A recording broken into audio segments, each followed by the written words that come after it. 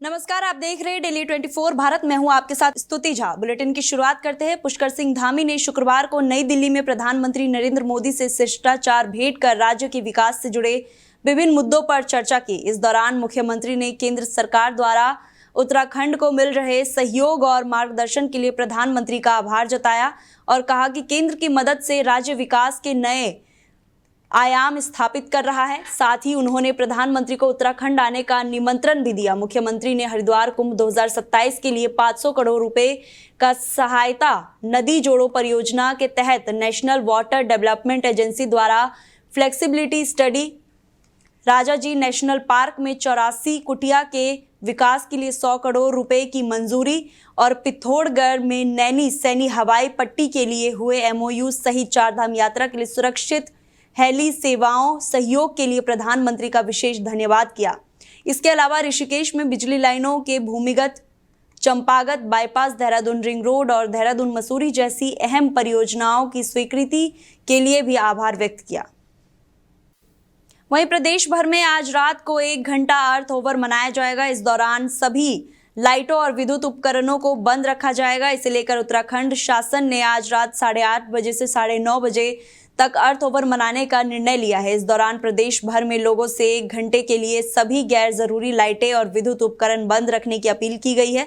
सरकार का ये कदम न केवल ऊर्जा की बचत को बढ़ावा देगा बल्कि लोगों में पर्यावरण के प्रति जिम्मेदारी की भावना भी विकसित करेगा। अर्थ ओवर एक वैश्विक अभियान है जिसमें दुनिया भर के लोग जलवायु परिवर्तन और पर्यावरण संरक्षण के प्रति जागरूकता दिखाने के लिए स्वेच्छा से 1 घंटे तक बिजली का सीमित उपयोग करते हैं। शासन ने प्रदेश के सभी नागरिकों, संस्थानों, व्यावसायिक प्रतिष्ठानों और सरकारी कार्यालयों से इस अभियान में सक्रिय भागीदारी निभाने का आह्वान किया है। निर्धारित समयावधि के दौरान 1 घंटे के लिए गैर जरूरी विद्युत उपकरणों को बंद रखकर इस वैश्विक पहल को सफल बनाने की अपील की गई है। विशेषज्ञों का मानना है कि इस तरह के छोटे छोटे प्रयास ऊर्जा संरक्षण की दिशा में बड़े बदलाव ला सकते हैं और जलवायु परिवर्तन की चुनौती से निपटने में सहायक सिद्ध हो सकते हैं।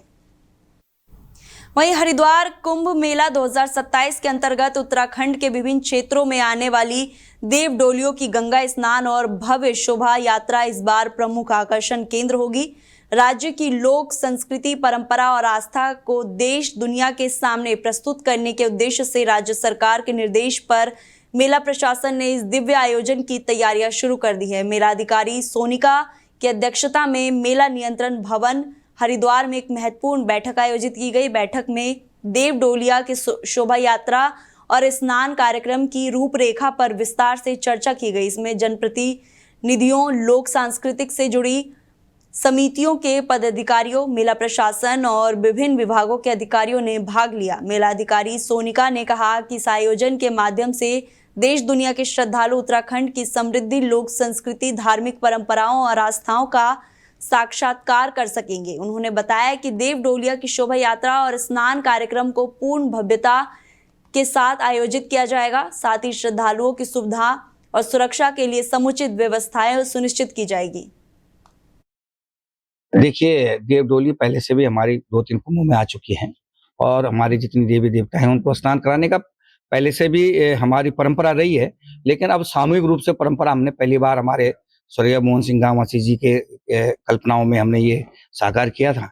तो इसलिए अभी सरकार ने, मैं धन्यवाद देना चाहता हूँ सरकार को कि सरकार बहुत गंभीरता से हमारे इस देव डोली कार्यक्रम को ले रही है और उसके लिए वो सारा उन्होंने आश्वासन दिया है माननीय मुख्यमंत्री जी ने कि हम सारा का सारा जो है आपकी सहयोग करेंगे और दिव्य और भव्य इस आयोजन को करेंगे। गढ़वाल कुमाऊं से दोनों जगह से आनी है। लगभग कितनी संख्या की अगर हम लोग बात करें तो देखिए, संख्या तो कम से कम हमारी ये समझ लो कि 500-700 से करीब हमारी जो है डोलियां आएंगी और उसमें कम से कम हर डोली के साथ उन डोलियों के साथ कम से कम 20 से लेकर 200-500 आदमी तक हमारे आएंगे और कुछ लोग केवल देव डोली देखने के लिए आएंगे, पूरे विश्व इस देव डोली कार्यक्रम को देखेगा। तो ऐसा भव्य और दिव्य कार्यक्रम होने वाला है। तो आज हमारी बैठक हुई थी और इसमें यही डिस्कशन हुआ कि किस तारीख को, पहले तो तारीख फिक्स होनी है, किस तरीके से कहाँ से आएंगे, कहाँ पड़ाव लगेंगे, किस तरह की व्यवस्था होनी है, कहाँ पे भूमि चयन होना है, इन सब पे काफी विस्तृत बातचीत हुई है। और क्योंकि अभी हमारे पास समय भी है और कुछ ऐसे सुझाव थे जिनको हमें टेकअप करना है और कुछ हमारे क्वेश्चंस थे जिनके बारे में ये विस्तृत चर्चा करके दोबारा एक बार बैठक की जाएगी। देव डोलिया यहाँ आने से कितना भव्य रहेगा? जैसे अभी बात हुई कि काफी दिव्य और भव्य तरीके से पूरे प्रदेश से देव डोलियां यहाँ पे आएंगी और काफी भव्य तरीके से यहाँ पे इनका आयोजन किया जाएगा। अभी स्नान की डेट को लेकर अभी हाँ, तो डेट का जैसे अभी डिस्कशन हुआ है, तो जैसे ही सही डेट मिलती है उसी को हम फिर फाइनलाइज कर देंगे। ये जैसे मैंने कहा, प्रदेश से सभी हर कोने से यहाँ पे देव डोलियां आएंगी और कुमाऊं हो गया, गढ़वाल हो गया, दोनों तरफ से सभी देव डोलियां यहाँ से आएंगी और यहाँ पे बहुत ही भव्य दिव्य आयोजन किया जाएगा। जहां पूरे देश में गैस और पेट्रोल को लेकर अफरा तफरी मची हुई है, वही अफरा तफरी के चलते ब्लैक मेलर अपनी मौज मस्ती काटने में जुटे हैं। अब वही अब स्थानीय प्रशासन ने पूरी तरह कमर कस ली है। चाहे गैस एजेंसी कर्मचारी हो या बुकिंग गैस रिफिल करने वाले दुकानदार, किसी को भी किसी कीमत पर नहीं बख्शा जाएगा। जयपुर एसडीएम के नेतृत्व में तहसीलदार दिलीप सिंह नेगी, आपूर्ति निरीक्षण मुकुल गजरोला और गैस नडोल अधिकारियों की दोनों एजेंसियों पर एक टीम गठित की गई है और शहर की इंडियन और एजेंसी की उपभोक्ता हो या गैस भारत की उपभोक्ता, किसी को भी परेशानी नहीं होने दी जाएगी। उपभोक्ता अपने घर बैठकर ही अपनी गैस बुक करने के बाद अपनी घर पर सिलेंडर प्राप्त कर सकेंगे। जसपुर उप जिलाधिकारी राहुल शाह ने दोनों गैस एजेंसी प्रबंधकों को सख्त हिदायत दी है कि साथ ही भारत गैस एजेंसी के गोदाम भारी मात्रा में रिफिल गैस सिलेंडर उपलब्ध होने के बावजूद गैस वितरण प्रणाली में लचर व्यवस्था पर होम डिलीवरी ठेकेदार और समय अनुसार होम डिलीवरी रोस्टर के अनुसार सुनिश्चित कराने के सख्त निर्देश दिए गए। जिलाधिकारी उधम सिंह नगर के निर्देशों पर सख्ती पूर्वक पालन पर किसी भी गैस एजेंसी गोदाम में रिफिल सिलेंडर नहीं दिया जाएगा। प्रत्येक उपभोक्ता के घर पर गैस सिलेंडर उपलब्ध कराने के निर्देश दिए गए। उधर बुकिंग गैस की कालाबाजारी करने वाले और छोटे सिलेंडरों में गैस रिफिल कराने वाले और मिठाइयों की दुकानों पर भी सघन गैस सिलेंडर चेकिंग अभियान चलाया गया और भी अभियान जारी रहेगा। वो हमारी गैस एजेंसियाँ, एक भारत गैस की है, एक इंडियन की है। दोनों गैस एजेंसी का निरीक्षण किया गया। दोनों गैस एजेंसी के संचालकों को सख्त निर्देश दिए गए कि किसी भी प्रकार से गोदाम से या ऑफिस के माध्यम से गैस की रिफिल ना कराया जाए। सभी लोगों की होम डिलीवरी करके घर घर पहुँचा के सिलेंडर दिया जाए। पर्याप्त संख्या में सिलेंडर दैनिक रूप से प्राप्त हो रहे हैं, किसी प्रकार की गैस की किल्लत नहीं है। लेकिन सावधानी बरतने की आवश्यकता है कि पैनिक की वजह से कई लोग अपनी बुकिंग समय से पहले करा दे रहे हैं, जिसकी वजह से थोड़ा सा डिमांड बढ़ गई है। लेकिन सप्लाई साइड में लगातार पर्याप्त संख्या में सिलेंडर प्राप्त हो रहे हैं, तो किसी प्रकार से पैनिक ना करें। अपना ऑनलाइन OTP के माध्यम से बुकिंग करवा दें। बुकिंग के पश्चात आपका होम डिलीवरी के माध्यम से गैस की आपूर्ति कर दी जाएगी। इसके अलावा बाजार अंतर्गत यदि कोई व्यक्ति घरेलू गैस का व्यावसायिक उपयोग कर रहा है तो पूर्णतः अपराध है। इसमें आपसे वस्तु अधिनियम में कार्रवाई की जाएगी। इसमें सघन चेकिंग अभियान चलाया जा रहा है। यदि किसी के द्वारा घरेलू गैस का व्यावसायिक उपयोग होना पाया जाता है, उस पर कार्रवाई की जाएगी। वहीं उत्तराखंड की पवित्र चारधाम यात्रा का इंतजार कर रहे श्रद्धालुओं के लिए बड़ी खबर है। साल 2026 की चारधाम यात्रा 19 अप्रैल से शुरू होने जा रही है। अगर आप भी केदारनाथ, बद्रीनाथ, गंगोत्री या यमुनोत्री के दर्शन का मन बना रहे हैं तो रजिस्ट्रेशन की प्रक्रिया शुरू हो चुकी है। इस बार यात्रियों की सुविधा के लिए सरकार ने ऑनलाइन मोबाइल ऐप, व्हाट्सएप और ऑनलाइन चारों माध्यम से रजिस्ट्रेशन की व्यवस्था की है। इस साल अक्षय तृतीया के पर्व पर चार धाम यात्रा का श्री गणेश होने जा रहा है। 19 अप्रैल को यमुनोत्री और गंगोत्री धाम, तो वही 22 अप्रैल को केदारनाथ धाम के कपाट खुलेंगे। इसके बाद 23 अप्रैल को बद्रीनाथ धाम के कपाट श्रद्धालुओं के लिए खोले जाएंगे। वहीं उत्तराखंड सरकार के 4 साल पूरे होने पर अल्मोड़ा के मल्ला महल में जन जन की सरकार 4 साल बेमिसाल कार्यक्रम का आयोजन किया गया। इस दौरान सरकार की उपलब्धियों को जनता तक पहुंचाने का प्रयास किया गया। अल्मोड़ा के मल्ला महल में आयोजित इस कार्यक्रम में सांस्कृतिक प्रस्तुतियों ने माहौल को रंगारंग बना दिया। विभिन्न कलाकारों ने लोक संस्कृति की झलक पेश कर दर्शकों का मन मोह लिया। कार्यक्रम के दौरान 23 मार्च को आयोजित 4 साल बेमिसाल कार्यक्रम का रिकॉर्ड संबोधन भी सुनाया गया, जिसमें मुख्यमंत्री ने सरकार की उपलब्धियों और योजनाओं का जिक्र किया। जिलाधिकारी ने बताया कि बीते 4 वर्षों में सरकार द्वारा किए गए विकास कार्यों और जन कल्याण योजनाओं की जानकारी आम जनता तक पहुंचाने के उद्देश्य से इस कार्यक्रम का आयोजन किया गया है।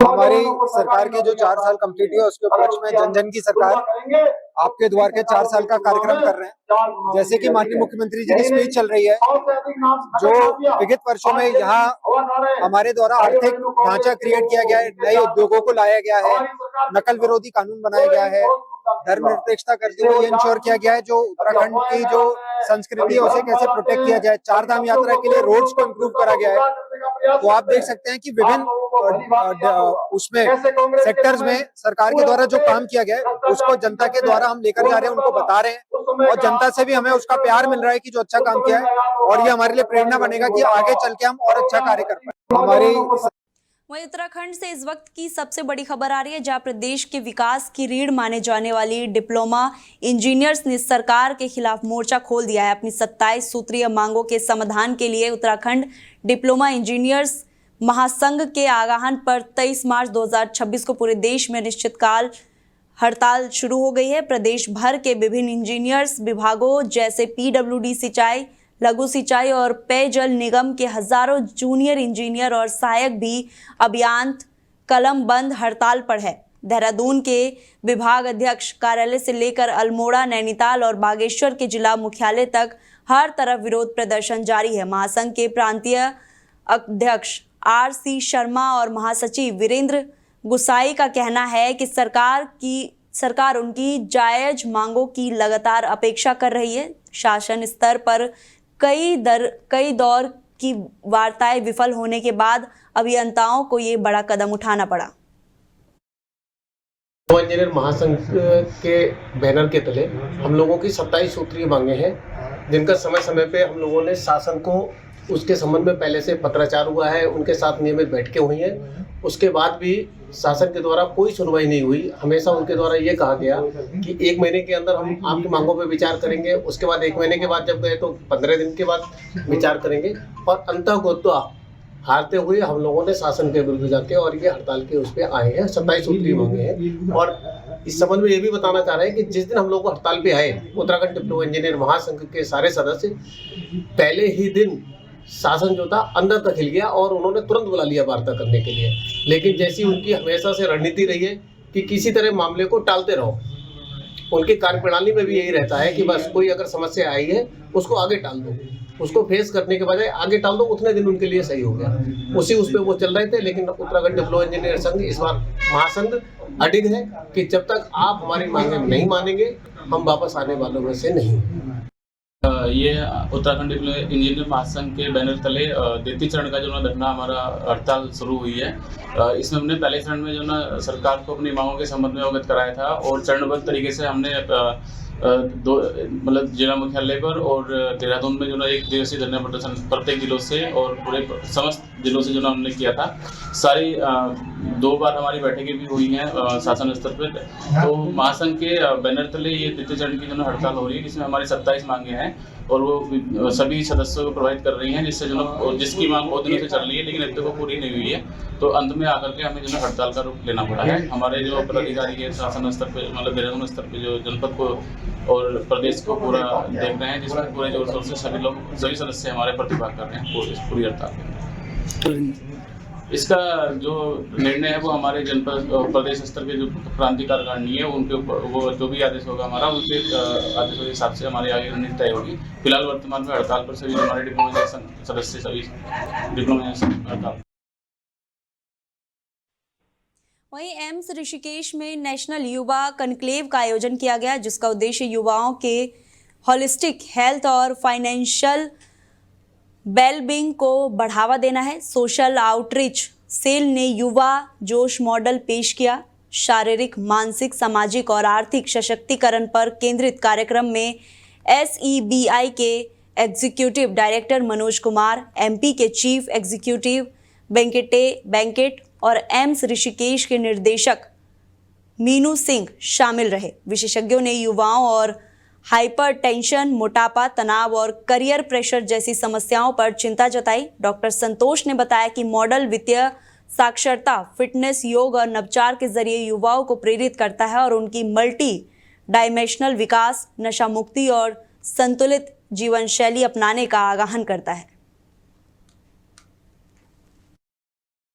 आज एम्स ऋषिकेश में नेशनल यूथ कॉन्क्लेव 2026 का आयोजन किया गया है और जिसका उद्देश्य है holistic health and financial wellbeing, जिसमें देश भर के युवाओं के लिए एम्स ऋषिकेश के सोशल आउटरीच सेल ने एक युवा जोश मॉडल तैयार किया गया है।